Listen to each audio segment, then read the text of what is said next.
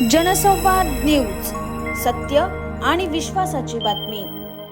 समाज प्रबोधनकार सत्यपाल महाराज यांचं उद्या उल्हासनगरात कीर्तन आयोजित करण्यात आलंय। स्वराज्य संघटना उद्घाटन सोहळ्यानिमित्त प्रबोधनात्मक कार्यक्रमाचं आयोजन करण्यात आलंय। महापुरुषांचे स्वप्न पूर्ण करण्यासाठी स्वराज्य संघटनेची स्थापना करण्यात आल्याचे संस्थापक जय गायकवाड यांनी सांगितलं। या प्रबोधनकार कार्यक्रमानिमित्त सर्वांनी उपस्थित राहण्याचे आवाहन गायकवाड यांनी केले। उद्या दिनांक 15 डिसेंबर 2024 रोजी आम्ही जी संघटना स्थापन केली 1 डिसेंबर 2024 रोजी स्वराज्य नावाची, त्याचा उद्घाटनाचा सोहळा कुर्ला कॅम्प गुरुनानक शाळेजवळ करमवीर दादासाहेब गायकवाड चौक या ठिकाणी आयोजित केलेला आहे। सदर सोहळ्याला सत्यपाल महाराज, समाज प्रबोधनकार सत्यपाल महाराज यांचं कीर्तन आयोजित केलेलं आहे।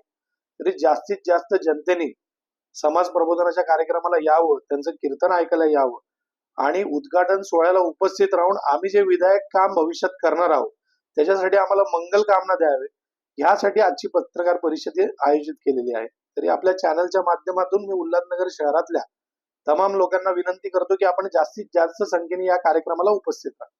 2006 पासून मी आंबेडकरी चळवळीचा कार्यकर्ता आहे आणि आंबेडकरी विचारधाराच्या पक्षांमध्ये मी काम केलेलं आहे।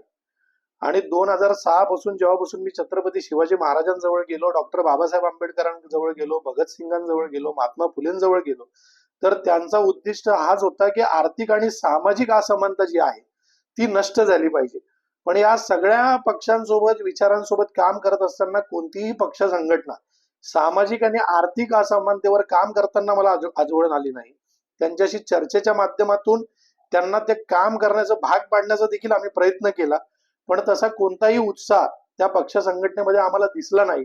म्हणून आम्ही स्वतः या विषयावर काम केलं पाहिजे आणि या विषयाला कोणीतरी आता हात घालण्याची गरज आहे, हे तिला संधी म्हणून पाहता आपणच हे काम सुरू करूया, म्हणून आम्ही स्वतःची संघटना स्थापन केली।